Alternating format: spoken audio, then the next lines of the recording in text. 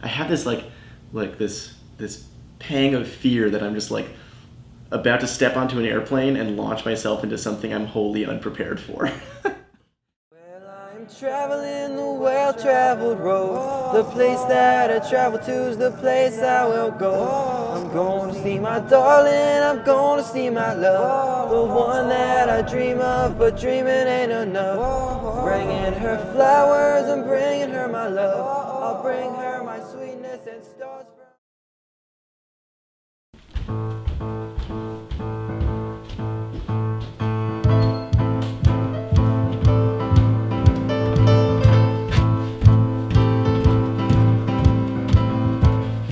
Hi, my name is Devin Farkas. I applied for an AAC Live Your Dream grant, and this video is to document what that grant is allowing me to do. Right now I'm packing up for an expedition to Bugaboo Provincial Park in the Canadian Rockies.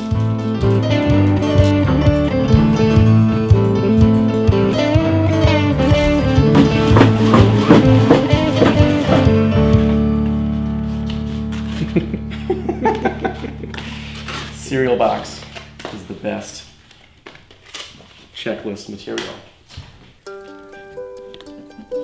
Hat, gloves, base layers, t-shirts. Yeah. Once the trip started to become a reality, and then I realized, like, I had the time, I had the friends, I had the experience, I kind of have everything I need to do the trip. I just can't afford it. I started like looking at plane tickets, and it seems like climbing is this it's cheap. You don't have to pay for like lift tickets like you do for skiing, but there's airfare and there's food and there's fuel and there's all that stuff, and it adds up really quickly. And so when I started actually like pricing it out, I realized it wasn't actually feasible. And then I thought, wait, I bet this is what the Live Your Dream grant. This is what the Live Your Dream grant is for. Like, maybe this is exactly. Maybe I'm the person that should be applying for this. Maybe I'm the type like this situation is what they're trying to fund. So I'm doing this climb with a long lost friend from elementary school, Adam, who our paths diverged in elementary school, and they have converged again here for this climb. My name is Adam Shodoff. We were best buds in kindergarten and sort of throughout elementary school. And we unfortunately lost touch after that. Different schools. And in the intervening years between when, elementary school and, today, we both became, like, climbers.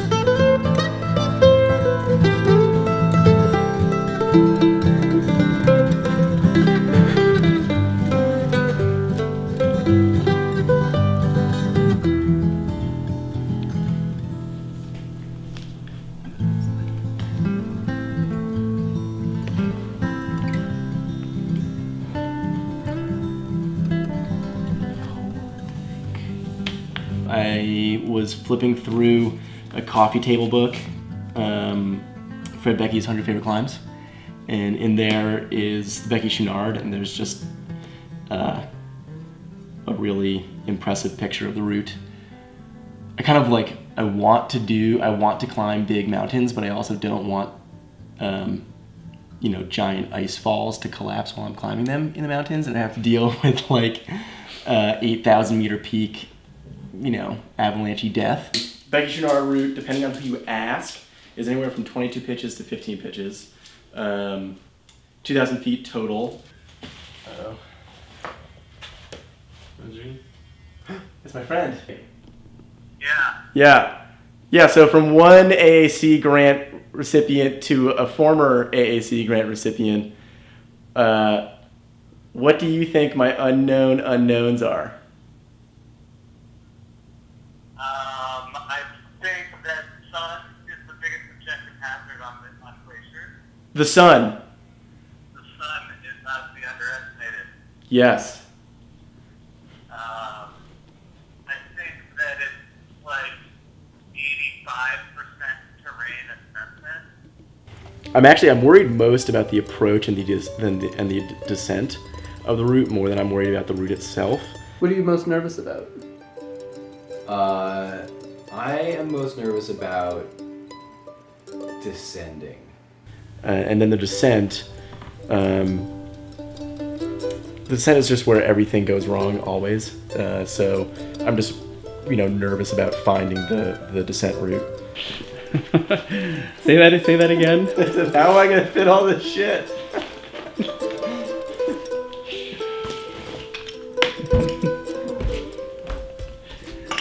At least I have enough Cliff Bars.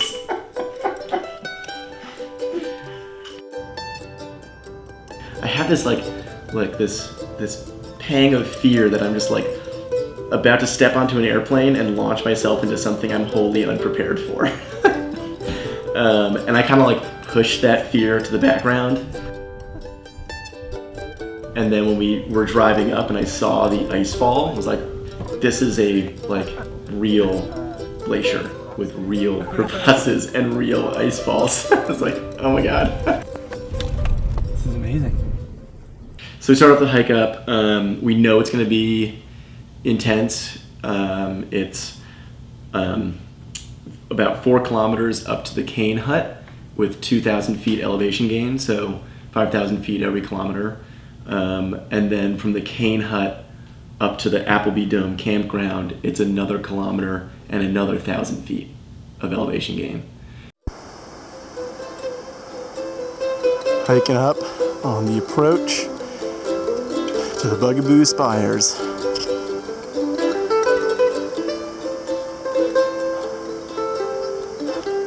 So when we get there and we look around, we see all of the spires that we saw in pictures, and realize how limiting guidebooks and pictures are. Here we are, Monday morning, getting ready for the day. Appleby Campground. Not a bad place to be.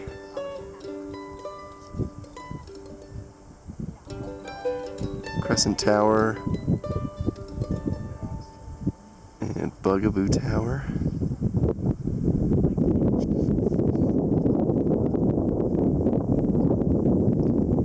Bugaboo Snowpatch Col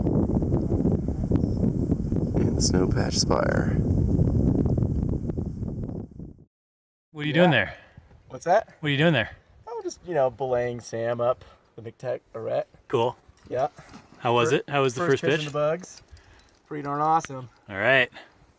Feeling good? Feeling real good. All right. Sweet.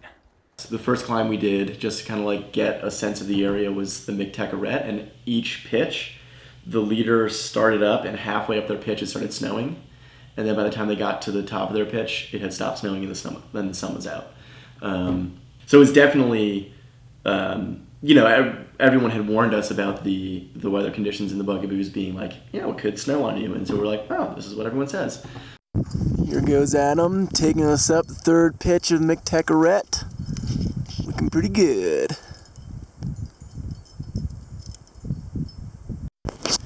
Here we are, just below the summit of Crescent Spire, and it is snowing on us for the 3rd time. Yeah. Hey Devin, Here we are. where are we? At the summit of Crescent Spire. What are we doing? Living life. Hi Adam, Trying to get down. how's it going? It's good. Saw What some snow Nice, a few times. It was good. nice. Got off route. Sweet. How was the last pitch? It was awesome. It was the wrong pitch, but it was fun. Awesome. And here we are. Cool. Yeah. And what are we doing now? Looking at all of that. Yeah.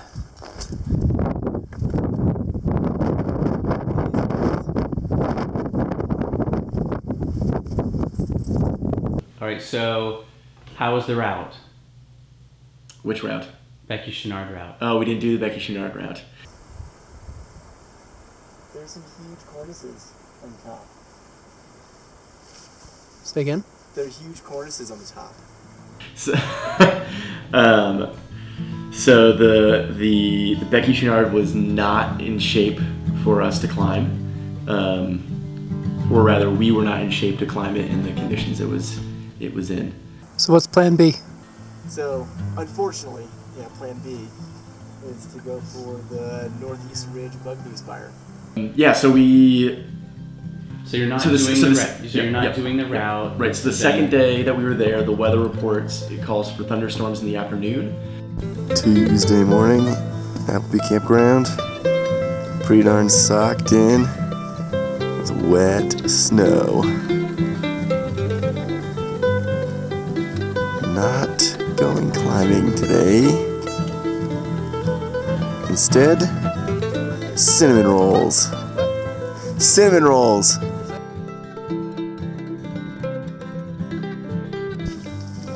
Morning, Sam. Good morning, Devin. What's our weather report for today? It's great. It's great. It's gonna rain all day, Yep, and we're gonna climb every peak. perfect. That's what's gonna happen today. I like that idea. So we decided to go kind of like scout out the area.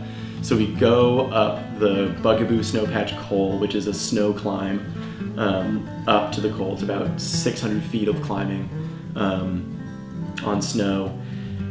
And then you have to traverse the glacier to get to the base of Pigeon Spire. So we were kind of like, oh, we'll scout out the col, we'll scout out the glacier, we'll go to the base of the west ridge of Pigeon Spire, which is one of the classic climbs that everyone does in the area. It's 5-4 scramble up to the summit. So we'll scout that out, and we'll even like peek over the Hauser Pigeon Col so that we can scout out the approach for the Becky Chenard. And as we get up onto the glacier, we can see like Pigeon Spire is like coming in and out of view because of clouds rolling in. So we decide to just shoot a bearing to make sure that we don't walk ourselves into a whiteout and then can't get back. And so then we start walking, and then we walk ourselves into a whiteout. Hello, Adam. Hello, Devin. Hello. Where are we? Good question. Somewhere near Pigeon Spire. When we get to this point where it is so thick that I start getting like dizzy because there is no discernible horizon line where you can see like this is the ground and that's the sky. It's just like all white. Hey, everybody. Hello. Hello, Sam. How's it going? Yo. Good. Happy 4th of July. Happy 4th of July. Feels more like the 4th of January right now. Where are we? We're at the top of Bugaboo Snowpatch Col. Just over on Bugaboo Glacier is a full-on whiteout. And today is our rest day. But I remember having, and I journaled about this after we climbed it. I had like a big sense of disappointment of not doing the Becky Chenard and doing the Bugaboo Spire. Where are we, Devin? We're on the ridge, heading up to the base of the northeast ridge of Bugaboo Spire. We have to go up the snowfield, then some 4th class slab up to a big ledge, and then the climb starts. 5-8, 10 to 12 pitches, depending on whether we break the 4th/5th class section up into pitches at the very top. And the thing that looks like the top, that's the top. Where the Grinch lives. So that was my mindset going in, was like, this is just trivial. I'm gonna climb it with 3 other people because now we're a party of 4. Kind of like, well, it'll be fun. It'll be fun. That was the wrong opinion to take. Not a trivial climb.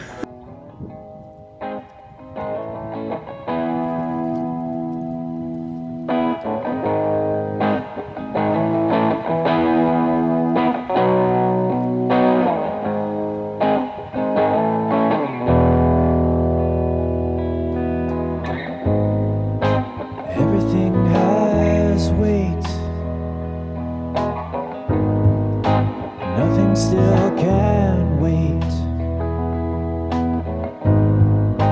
for too long a time. Hey, Adam. Hello! How's it going? It's good. Where are you? Okay, so it is Thursday, July, and we are on the top of the fifth pitch of the northeast ridge of Bugaboos Spire. And I'm gonna go see how far I can get with all of this metal.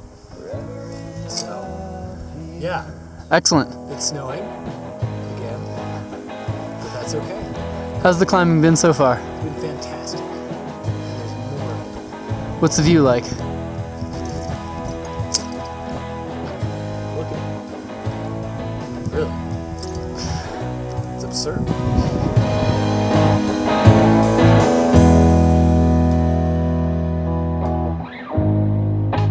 Form another shape,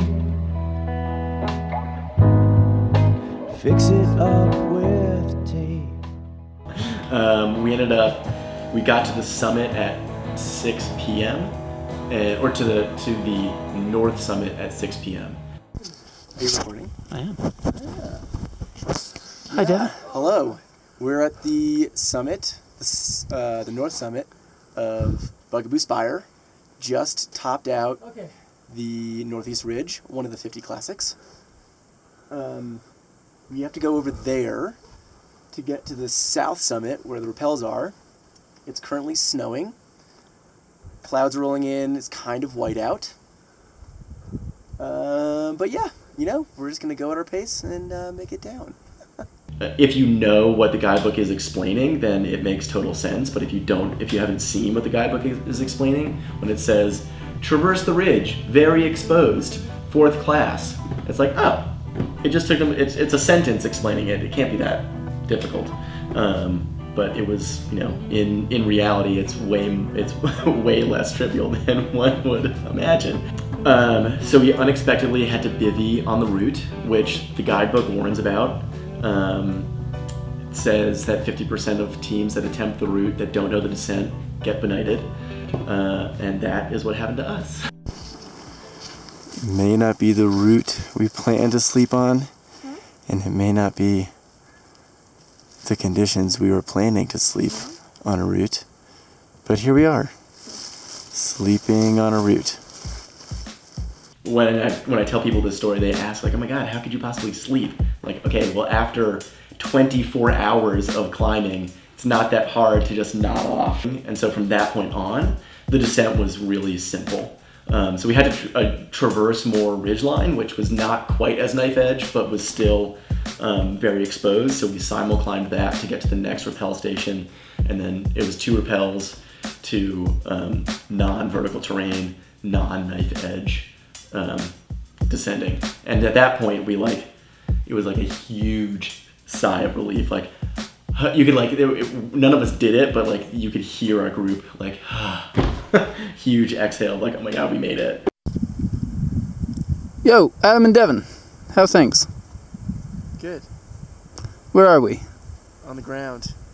And what's special about being on the ground? Because we were up there last night. Yeah.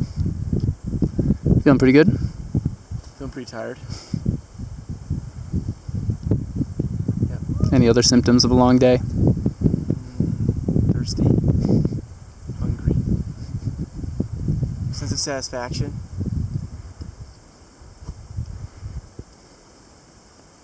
Adam, any words?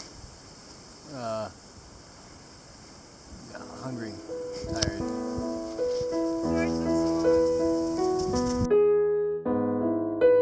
Let us take a walk,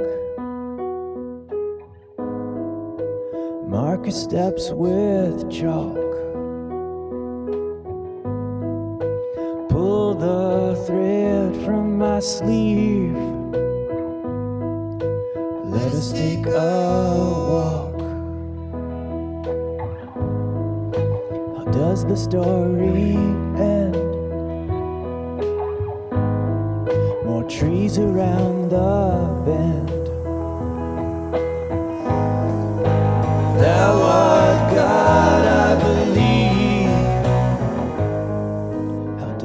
stars.